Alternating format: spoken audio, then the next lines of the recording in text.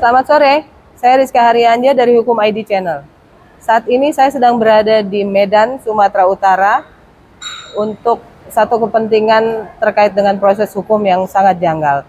Tapi kami nyambi untuk ketemu dengan abang saya. Kebetulan ini perintah dari ratu kami, Kak Nur Setia Alam. Jadi saya nggak berani untuk membantah. Apa kabar abangku?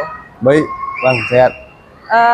Kebetulan namanya juga sama-sama Alam. Jadi ini Bang Alamsyah. Ya. Kalau Ratu Lebah kami namanya Nur Setia Alam. Ya, jadi benar. kami tidak berani membantah beliau. Kalau merepet 7 hari 7 malam. Iya. Tapi kebetulan karena beliau lagi ujian Kompolnas, mungkin abang sebelum kita masuk ke pertanyaan-pertanyaan yang agak membutuhkan otak berpikir, abang mau kasih semangat ke Alam yang lagi ujian Kompolnas. Terus buat kakak saya, Kak Nur Setia Alam, seperti biasanya kalau kita ketemu, karena orangnya juga memiliki semangat yang luar biasa, pesan saya hanya dalam mengikuti seleksi Kompolnas ini, tetap semangat Kak, sebagaimana kakak yang selalu nasihati saya. Saya yakin insya Allah lulus menjadi komisioner Kompolnas. Terima kasih. Amin. Amin. Dan beliau juga tekadnya kuat ya. Iya. Ya. Cuman sayangnya beliau bandel karena ngerokok terus. Jadi mungkin waktu ujian kesehatan itu kami agak khawatir paru-parunya tuh ada gambar asbak. Tapi kenyataannya dia lulus. Iya. Bang, tanpa membuang waktu banyak lagi, ini kan banyak sekali peristiwa hukum ya yang kita bilang viral lah ya. Contoh kasus Vina, terus contoh lagi belum juga ini, terus ada lagi yang meledak kasus Timah dengan angka korupsi yang fantastis.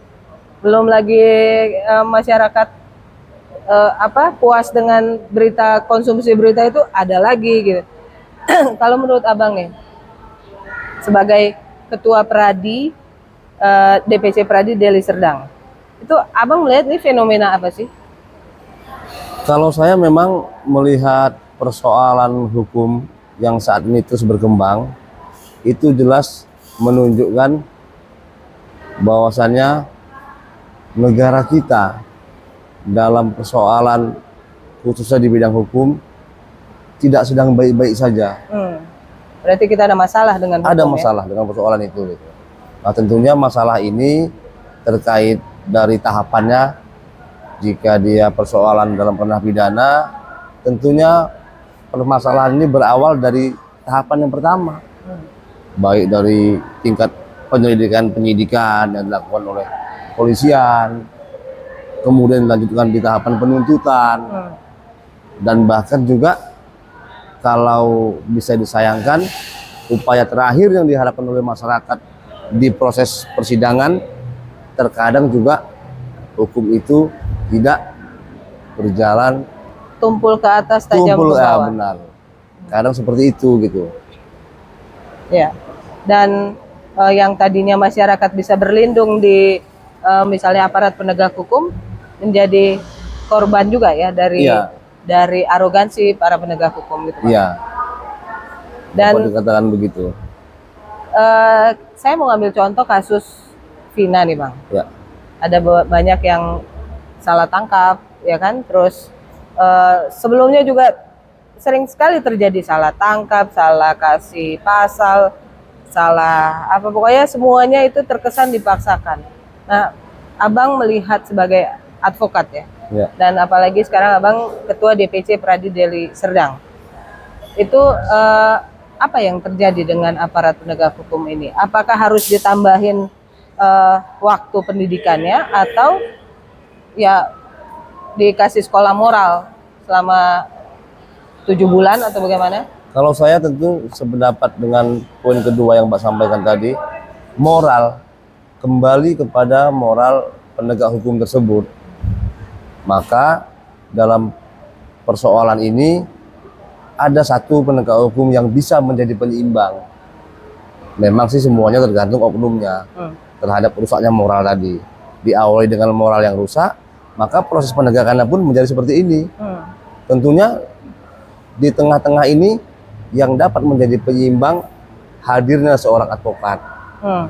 Nah, hadirnya seorang advokat juga di sini seperti yang kita sampaikan tadi, kalau bisa memang advokat yang benar-benar memiliki integritas yang baik, moralnya baik, memiliki kemampuan dan keberanian, didukung dengan keilmuan yang memang dia benar-benar seorang advokat yang profesional menjalankan profesinya. Mungkin advokatlah yang bisa menjembatani persoalan ini.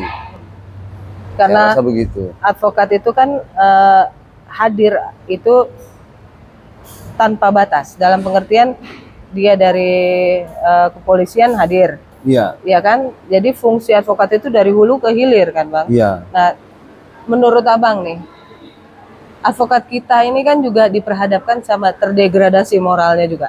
Iya. Ya kan? Teman-teman Abang juga begitu kan? Iya. Contoh saling memaki di medsos, saling memaki di pada saat diskusi di TV atau apa gitu. Nah, itu sebagai ketua DPC Peradi, itu Abang melihatnya, teman-teman Abang kenapa sih kumatnya? Tentunya memang persoalan ini kembali kepada perilaku ya, moral ya. Karena kalau perdebatan yang biasa di dalam forum, mungkin masih kami menganggapnya, kami menilainya itu hal yang wajar. Selagi perdebatan itu memang enggak lari dari substansinya. Tapi memang belakangan ini kita perhatikan di media sosial, banyak memang si A menghujat si B, si B menghujat si C, seolah-olah rekan-rekan advokat ini mempertontonkan ya tadi krisis moral. Nah, mungkin teman-teman kita tersebut lupa dengan titel yang disandangnya. Officium nobile tadi, dia lupa menerapkan itu. Memang terkadang sih miris, tapi kembali yang kita bahas tadi semuanya kembali kepada oknumnya. Saya juga terkadang hampir seperti itu, tidak mampu mengontrol diri. Tapi mengingat profesi kita advokat, kita lawyer, profesi yang mulia yang ya? mulia. Siapa lagi yang diharapkan masyarakat sebagai penyeimbang dalam proses penegakan hukum kalau enggak kita sebagai lawyer? Yang pertama. Yang kedua, memang juga saat ini kan lagi tren no viral no justice. No viral no justice. Itu juga yang bikin rusak. Iya, itu juga yang bikin rusak, dan itu juga kadang yang bikin persoalan yang gelap jadi terang, yang hitam jadi putih. Ya, tapi berarti Abang mau mengatakan bahwa no viral no justice ini dari bagaimana cara kita menggunakan no viral no justice ini ya.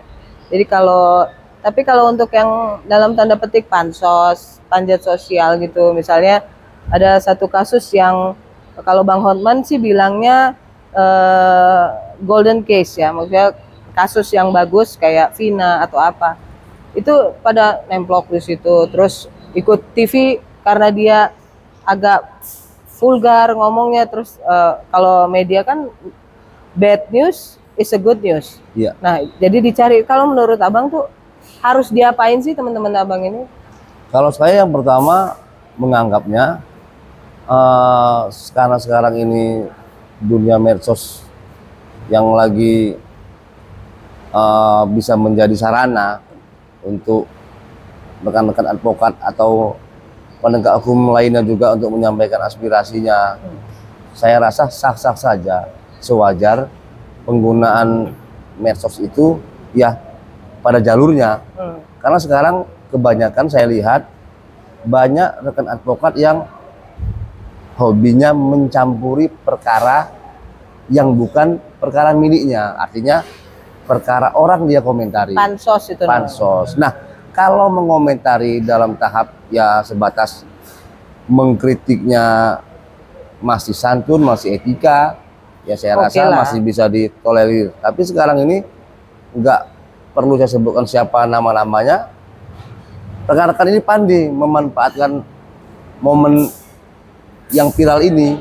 Ada perkara satu yang lagi booming, maka lawyer A berkomentar. Nah, mungkin lawyer A ini cara mengomentarinya sedikit kasar, maka disambut lagi dengan lawyer B, tidak terima dengan komentar yang disampaikan oleh lawyer A, cuma cara menegurnya lebih kasar lagi. Nanti ada lagi lawyer C mengomentari kedua ini dengan agak santun. Nah, saya rasa memang dinamika di penegakan hukum ini bukan hanya di institusi kepolisian, kejaksaan, peradilan, di kami juga, di advokat ini juga ya ada gitu dan terjadi, nggak bisa kita hindari. Tapi kan nggak boleh nyerang pribadi, Pak. Benar, benar. Misalnya kalau misalnya pun itu harus berdebat di publik, itu nggak boleh menyerang pribadi seseorang. Sekarang ini kan misalnya nih yang sedang terjadi salah satu advokat viral menyerang pribadi, misalnya nih advokat X tukang suap apa segala macam, itu kan nggak boleh Bang ya, dari kode etik, karena harus menghargai rekan sejawat. Nah kalau Abang, saran Abang untuk organisasi untuk mentertibkan ini gimana? Kalau saya ya Cabut aja SK-nya gitu? Nggak? Ya nggak begitu juga. Kalau saya karena memang mau dia advokat dan bernaung dalam organisasi apapun, ketika memang karakter dan mentalnya sudah buruk, ya memang seperti itu. Nah tinggal lagi sekarang sanksi yang tegas. Sanksi yang tegas ini belum atau jarang dilakukan oleh organisasi advokat. Seharusnya ada batasan-batasan, ada rel yang harus dipatuhi oleh rekan-rekan advokat dalam menyampaikan pendapatnya di medsos. Nah tentunya hujatan, makian, si A memaki si B, tentu kan ini tidak dibenarkan. Maka proses penegakannya kembali kepada organisasi advokat. Lantas kalau kita tanya selanjutnya, organisasi advokat yang mana? Organisasi advokat juga saat ini terbelah-belah. Ada mungkin puluhan, ratusan ya. Kalau saya sebagai ketua divisi Pradi Deli Serdang, saya justru berharap advokat ini akan menyatu dengan satu wadah tunggal Dewan Kehormatannya. Masih mungkin nggak Bang? Masih mungkin. Masih relevan nggak saat ini? Masih relevan, tapi bukan untuk satu organisasi advokat. Tahapannya menurut saya saat ini minimal dibentuknya satu Dewan Kehormatan terhadap seluruh organisasi advokat. Baik dia dalam organisasi misalnya KAI, Pradi, SAI, namun fungsi pengawasannya, badan pengawasannya cuma satu, Dewan Kehormatannya gitu. Tapi kan susah Bang kalau kayak gitu. Nah, itu yang susah. Tapi saya memiliki keyakinan seperti semboyan ketua umum saya, Pradi single bar is emas. Karena mempermudah kontrol dan kualitas kontrol juga. Namun kalau tadi seperti yang Mbak tanya, sepertinya susah, ya memang susah. Menuju proses itu tentu sulit. Tapi kami, advokat yang bernaung dan berhimpun di Pradi, di bawah pimpinan Prof. Oto Hasibuan, kami masih memiliki keyakinan ini mampu. Caranya bagaimana, kami punya ramuan sendiri nanti. Apalagi Abang masih adalah salah satu tokoh advokat muda ya, yang nanti juga akan bergulir ke atas untuk menggantikan para pemimpin yang dalam tanda petik kita bilang tua-tua. Iya, iya. Ya, tapi tua mereka semakin matang, Bang. Iya. Bukan semakin pikun, walaupun ada yang pikun juga kan.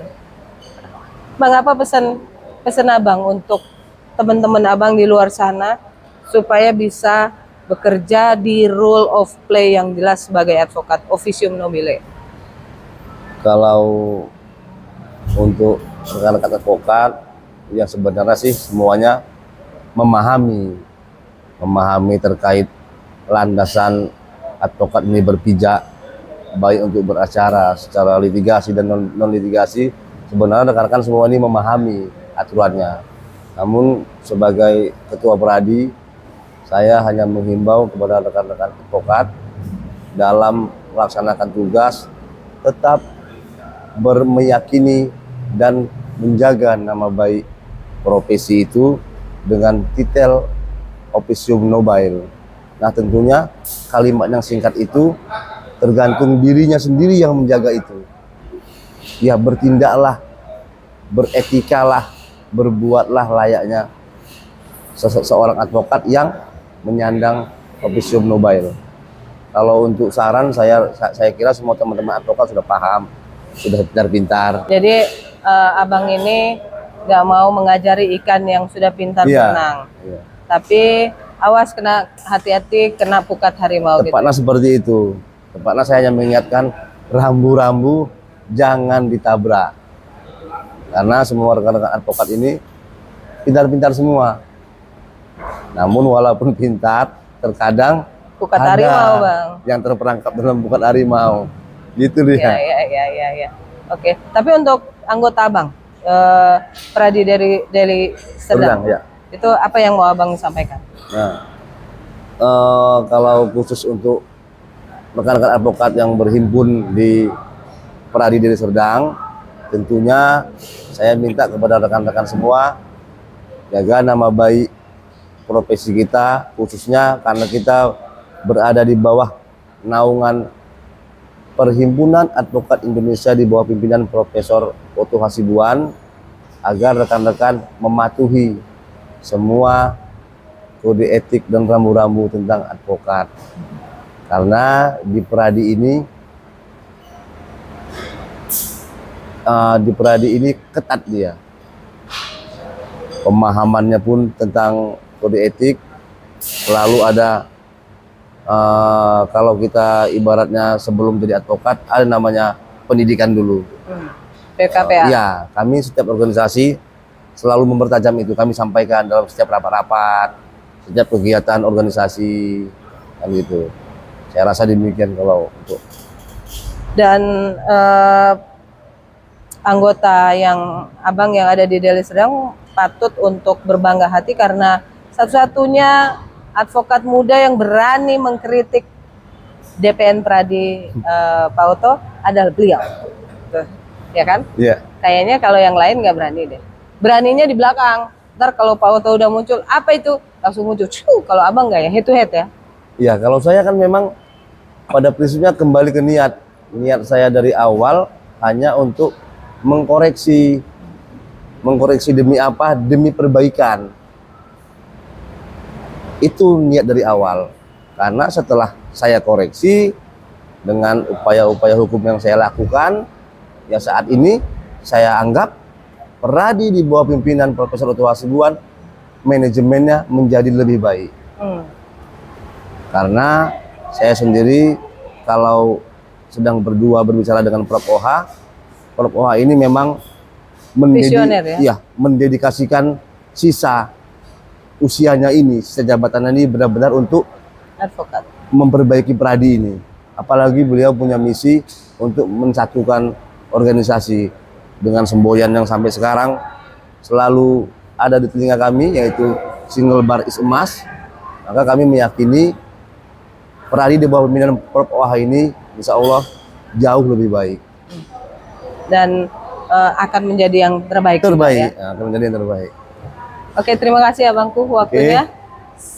Teman-teman gitu ya. Jadi para advokat muda, terutama Deli Serdang, jangan bandel karena ketuanya juga udah sangat bandel gitu ya. Gitu ya. Iya. Oh gitu. Bandel-bandel terarah ya. Oh, bandel-bandel terarah. Yang penting bandel boleh tapi terarah ya. Terarah. Oke. Terima kasih teman-teman.